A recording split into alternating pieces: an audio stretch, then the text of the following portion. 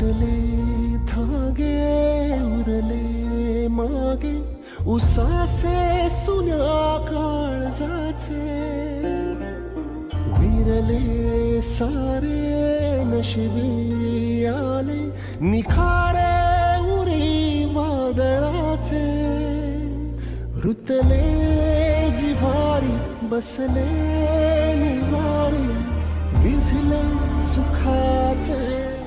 कदाचित हा विषय बाहेर पडला नसता, परंतु मारणाऱ्यांनी जात बघून, मारणाऱ्यांनी हा मुसलमान आहे, हा लांडा आहे, त्याला मारण्याचा मला आनंद आहे अशी जी स्टेटमेंट केलेली आहे ती स्टेटमेंट अत्यंत दुर्दैवी आहे। त्याचं कारण असं आहे की हा देश 18 पगड जाती धर्मांच्या लोकांचा देश आहे।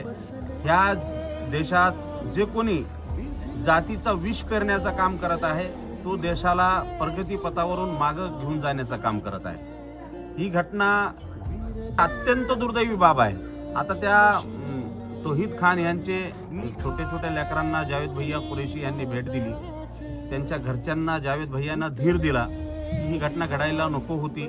भविष्यात त्यांना जी काही अडीअडचण असेल, कोणताही विषय असेल, तर आम्ही सगळेच जण त्या कुटुंबाच्या मागं आहोत। त्यांना असेल ते साथ देण्यासाठी आम्ही तयार आहोत। आमचे इथं मुफ्ती साहेब आहेत।